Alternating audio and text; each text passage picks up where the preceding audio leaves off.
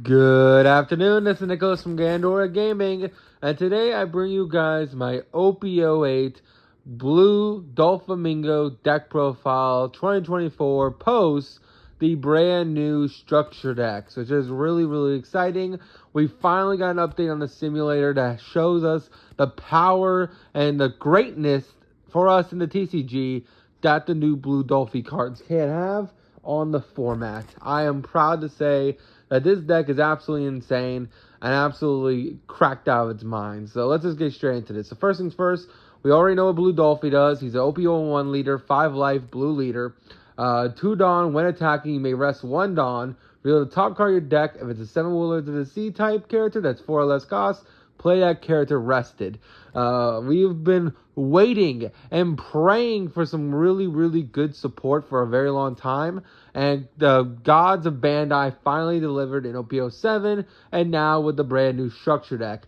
This deck is absolutely terrifying. It can go wide, it can go tall, it can do just about anything, and it is absolutely horrifying for that reason. So let's just get straight into this. So first things first, we are playing 4 Edward Weevil, we're playing 4 Donquixote Dolflamingo, 3 10-drop Kaidos, 2 Charlotte Puddings, 4 Crocodile or OP07 2K Crocodile, 4 Jimbei, 4 Gecko Moria, 4 Mihawk with the 2000 counter, 4 Crocodile from the new starter decks, 4 Law from the new starter decks, 4 Buggy the Clown, lovely 4 Boa Hancock, 3 Gravity Blade Raging Tiger, and of course 2 Perfume Femur.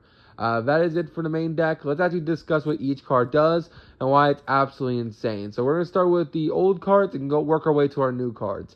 First things first, Edward Weevil. It's just a 6,000 power 4 cost that we can play. That draws us a card. Really strong card.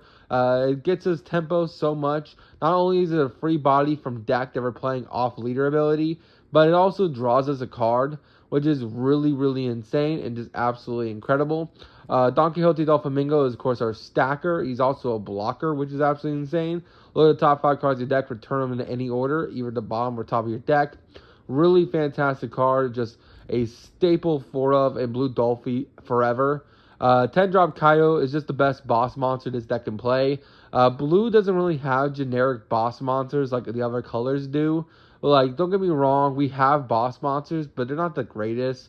Like, 9-drop Mihawk's okay, but he only bomb decks 7 or less, which there's a lot of cards in the format that are 8 or higher, which this guy does not touch.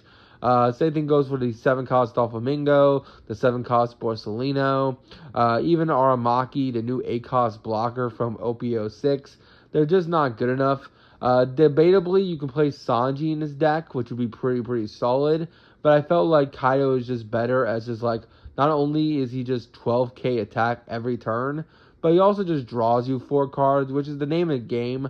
You just want to out-resource your opponent, not only on board, but also in hand. And this deck is really good when putting your opponent down to 1 life and then just drawing 4, which is kind of insane.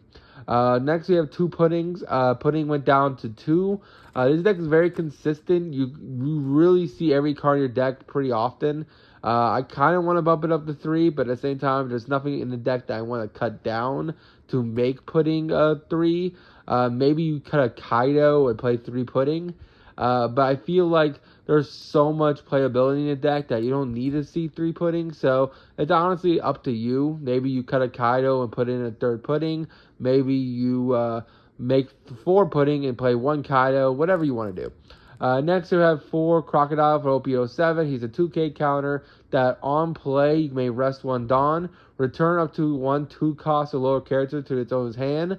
Not only does this bounce back your opponent's 2 counter blockers, but also you can bounce back your own cards like Buggy the Clown, and you just get more resources that way. Really insane card. Just fantastic 2000 counter card in your hand. Jimbei, of course, is the best card of the deck. On play a 4-cost or lower 7 Warlords of the C type character other than himself from hand.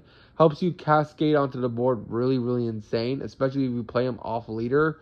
On your 10 Dawn turn, you can play Jimbei into a character from hand then use leader ability, play another Jinbei from deck, and then play another character from hand, just spamming 4 characters on the field and swinging for 7.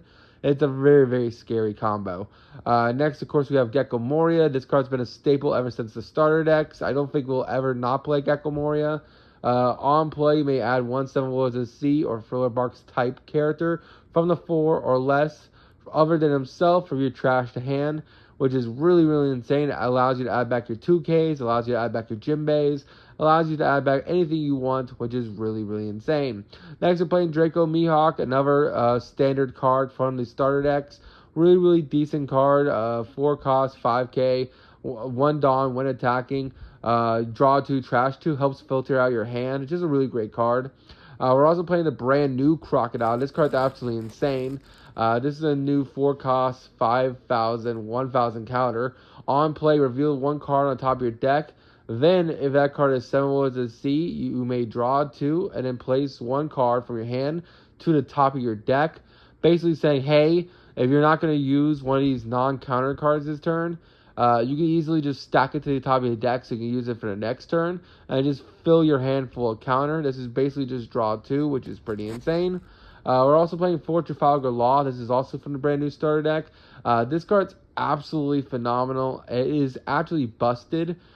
This card literally says on play, you may return one of your characters to your hand, and then if your leader is 7 Warlords of the Sea, which of course Blue Dolphy is 7 Warlords, you can return up to one of your opponent's 4 cost or lower characters to its hand. This is really good on bouncing back not only characters that are trying to swing at you, but also bouncing back blockers like Borsalino, bouncing back cards like Rob Lucci, just any cards they're trying to swing with every turn.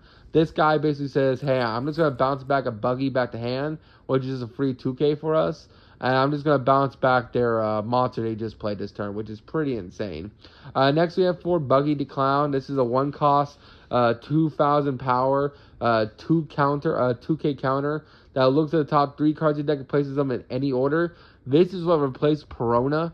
I know a lot of people are like, oh, you still play Perona in the deck. No, you don't. You don't need Perona anymore.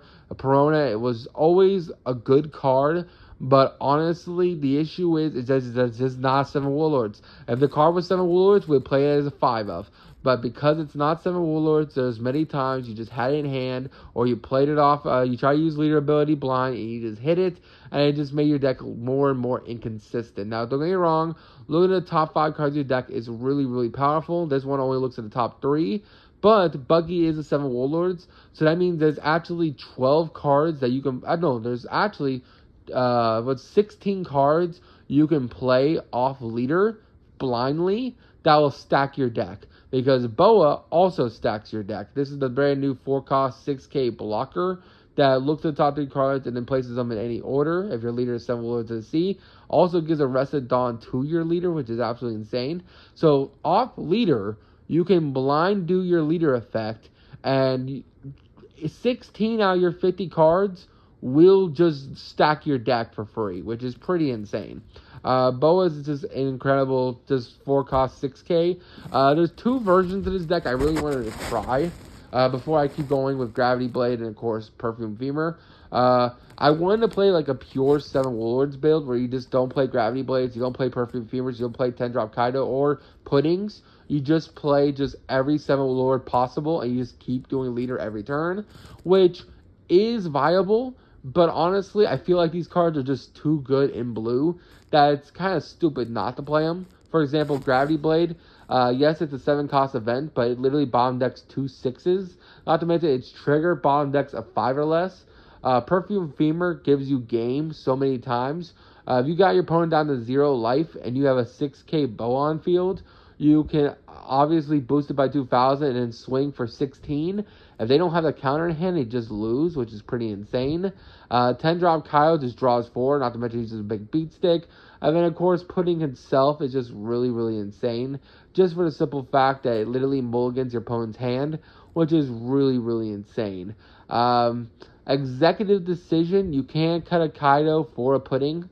So if you really wanted to, you can play 3 Pudding, 3 Gravity Blade, 2 Perfume Femur, 2 10-drop Kaido. I just feel like the 10-drop Kaido helps you better into Enel and better into Bonnie, just because Bonnie's always going to be resting characters, and we're not playing Red Rock in this build. We're going more 7 Warlords route, so we want to have a body that can contest their larger characters. So that was my idea with the 3 Kaidos, but you can play 2 Kaidos and 3 puddings if you value the pudding more. It's ultimately up to you. So that's really it for the deck profile. I really hope you all enjoy. I've been playing all day ever since the sim updated, and it's been a whole lot of fun. I do want to test a couple other cards.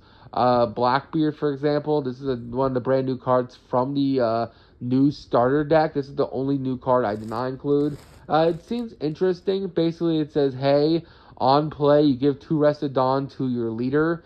Then you get to look at the top card. Basically, you get to put 1 card onto the top of your deck.